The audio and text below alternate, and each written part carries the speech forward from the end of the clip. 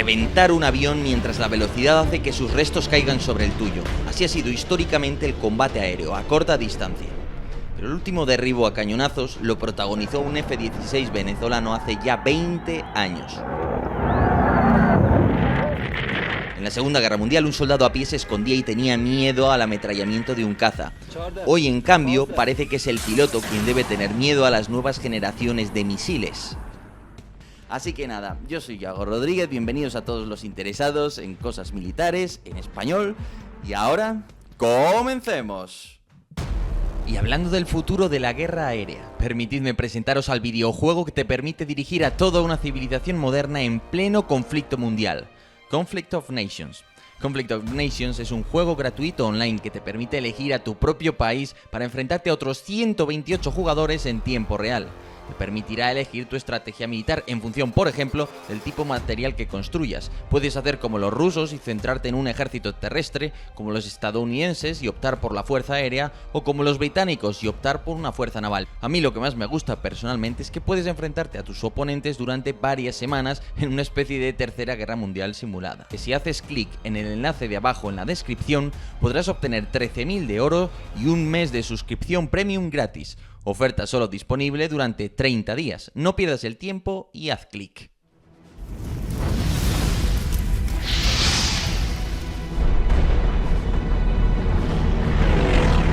Los viejos biplanos de la Gran Guerra estaban construidos a base de madera ligera y telas. Si girabas demasiado al avión, el combustible dejaba de vertirse en el motor y perdías potencia. No podías dar la vuelta.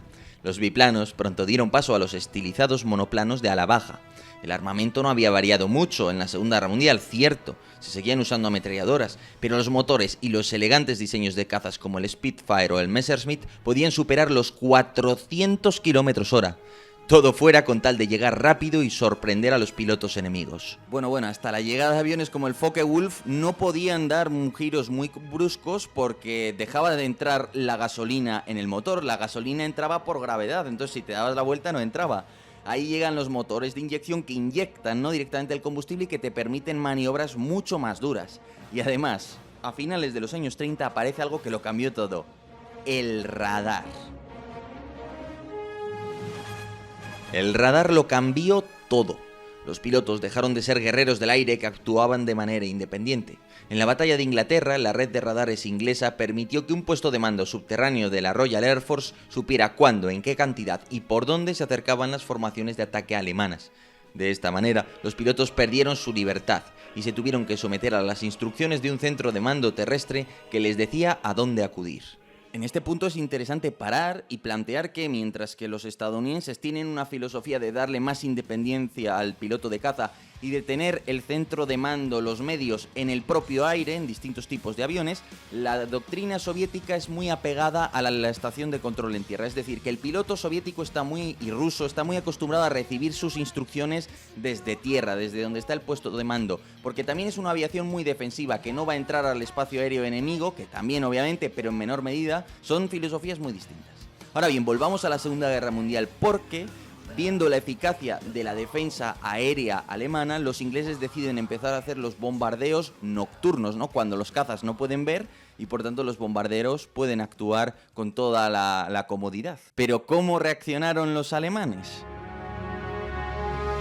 Los alemanes crearon por primera vez unidades de caza nocturna, gracias a la instalación de los primeros radares Liechtenstein dentro de los sofisticados Junkers 88. Por primera vez en la historia ya no hacía falta ver para disparar por la noche. Al final de la Segunda Guerra Mundial llegaron los primeros cazas a reacción, capaces de superar holgadamente los 600 km/h, si bien consumían una cantidad indecente de combustible, en lo que constituiría un dolor de cabeza para los logísticos hasta el día de hoy. Pero en los años 50 ya podemos embarcar radares cada vez más eficaces combinados con el cañón, de tal manera que yo ya tengo un cañón que no depende tanto de la vista del piloto, sino que depende mucho más del radar. Y eso permite que el cañón gane mucho alcance, hasta 10 veces más de alcance del que tenía en el pasado. Aumenta las probabilidades de derribo, por tanto. La Guerra del Vietnam fue la última protagonizada por los cañones. En los años 60 habían aparecido los primeros misiles aire-aire de corto alcance dirigidos al calor. Es cierto que al principio la fuente del calor, que era el sol, les podía confundir y además eran poco fiables, pero con todo protagonizaron una cuarta parte de los derribos entre el 65 y el 69, si bien el 60% restante se hizo gracias al cañón. A partir de los 70, sin embargo, los misiles de corto alcance se convirtieron en los reyes, superando ampliamente al cañón. Los misiles de medio y largo alcance, en cambio, tenían un grave problema. Como dependían del radar, era muy difícil identificar a un amigo o a un enemigo antes de disparar.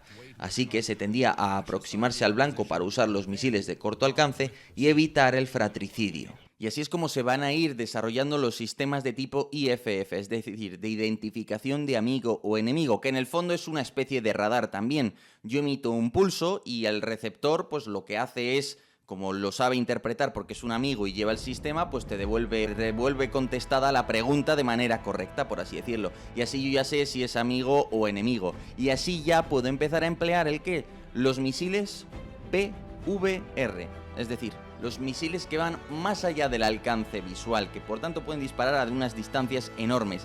Misiles con los que puedo destruir un blanco sin haberlo llegado a ver nunca. A medida que los misiles de largo alcance ganan importancia, la potencia del motor, el cañón o la habilidad del piloto para hacer maniobras de muchos Gs pierden relevancia.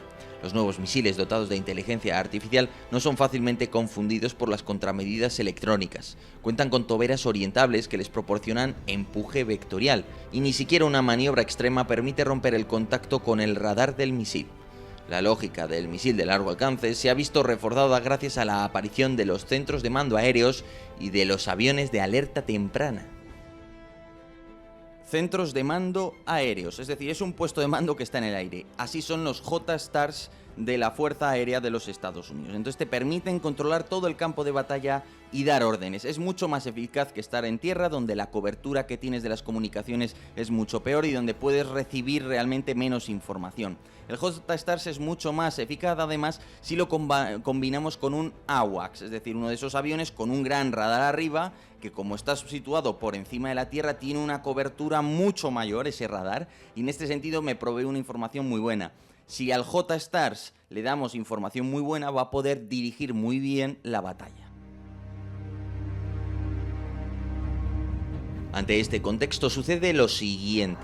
Unos cazas Mirage se aproximan de frente hacia una formación de cazas F-16 estadounidenses, por ejemplo.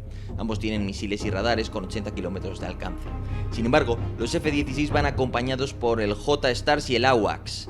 El AWACS detecta a los Mirage a 200 km de distancia y pasa la información al J-Stars, que a su vez recibe inteligencia satelital y de otros sensores. Antes de que los Mirage lleguen a detectar a los F-16, estos han ganado más altura, han flanqueado a los Mirage y conservan el factor sorpresa. Están listos para atacarles sin que se lo esperen, y todo gracias al J-Stars y al AWACS.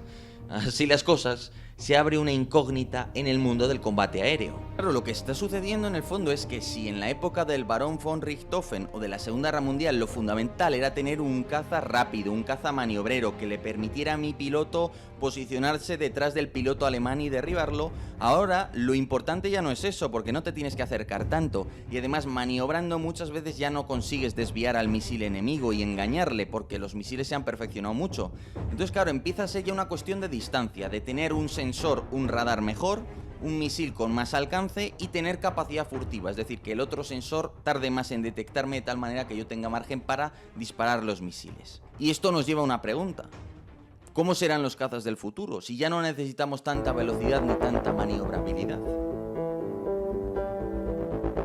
Existen tres posibles respuestas, y la US Air Force, la mayor fuerza aérea del planeta, ya ha elegido dos de ellas. La primera es que no habrá cambios. Los cazas pilotados tradicionales no son reemplazables por drones ni por aviones de otro tipo. Fin. En todo caso, cabe destacar que el corporativismo de los pilotos de caza puede ayudar a retrasar la introducción de drones. Quizás a algunos os llame la atención, pero fuerzas aéreas como la española, el Ejército del Aire, por ejemplo, y todas las que se entrenan con doctrina estadounidense, hacen del piloto la joya de la corona. El piloto es el auténtico epicentro de las fuerzas aéreas. En este sentido, ¿qué sucede? Que tienen mucho poder burocrático dentro de la estructura y en ese sentido, pues los pilotos siempre son reacios a eso de que haya aparatos no tripulados al fin y al cabo. Y eso supone pues un freno importante a los drones. Caso interesante el de Turquía, ¿no? En cuanto Turquía tuvo aquel golpe de estado y expulsó a la mayor parte de sus pilotos porque se desconfiaba en ellos, pues poco después se han introducido drones en una cantidad muy importante y esos drones han marcado la diferencia en varios conflictos ya. A partir de ahí existen dos caminos posibles. Estados Unidos está estudiando ambos. La primera vía pasa por acabar con los cazas tradicionales y sustituirlos por los conocidos como cazas Arsenal. Es decir, cogemos un avión del tamaño de un bombardero, como el Boeing 777, y lo armamos con decenas de misiles. De ahí el término arsenal, porque es como un arsenal en sí mismo, claro. A primera vista puede parecer absurdo desarrollar cazas así, pero el proyecto Stand-Off Arsenal Plane ha deducido que lo importante es tener un radar con más alcance y más munición, por tanto un radar de mayor tamaño, ya que la maniobrabilidad o la velocidad son secundarias ante los modernos misiles que cuentan con inteligencia artificial y alcances superiores a los 100 kilómetros. Un avión de ese tamaño podrá permanecer a buen recaudo a cientos de kilómetros de distancia y a la vez podrá embarcar poderosos sistemas de protección electrónica.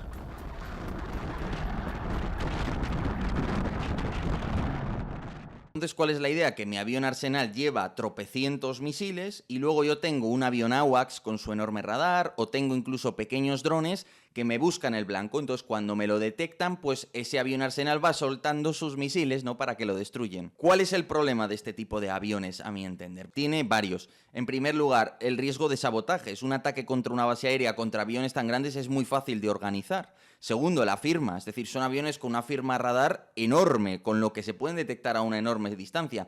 Y tercero, las pistas y las infraestructuras que necesitan, que no siempre van a estar disponibles, ese tipo de aeropuertos enormes con unas pistas perfectamente cimentadas para llevar un avión de este tipo. Por último, además, no parecen aprovechar mucho las tecnologías que nos permiten hacer a los aviones no tripulados. Al contrario, un avión tan grande probablemente necesita un equipo humano también grande. La segunda opción, mucho más viable y eficaz a mi entender, es crear ejércitos de drones más pequeños, simples e interconectados, capaces de llevar misiles aire-aire y de conectarse a plataformas tripuladas, es decir, a los cazas, así como a los AWACS mencionados o a otros tipos de sistemas. En este caso, la idea es que los cazas actuales se conviertan en el cerebro de pequeñas bandadas de aeronaves no tripuladas. Así, los pilotos de combate se convertirán en los directores de la red, darán misiones a unos y a otros drones y ocasionalmente intervendrán en el combate. Esta opción es muy interesante porque permite abaratar costes y contar con muchas más máquinas.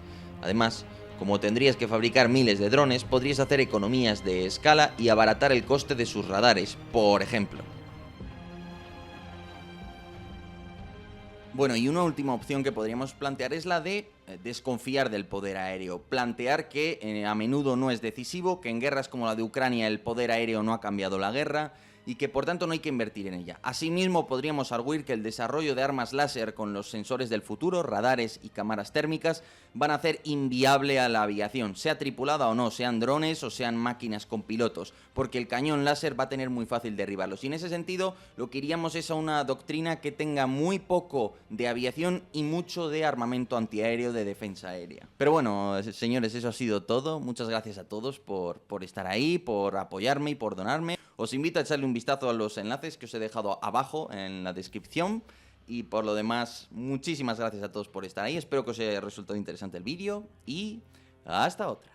Pero antes de concluir el vídeo, recuerda, descarga Conflict of Nations, es un juego completamente gratuito online que te permitirá simular la Tercera Guerra Mundial, te permitirá elegir tu propia estrategia, tu propio país, tu propia civilización y además te beneficiarás de algunas ventajas como 13.000 de oro y un mes de suscripción premium gratuito. Así que haz clic en el enlace de la descripción, elige tu país y lucha hasta la victoria.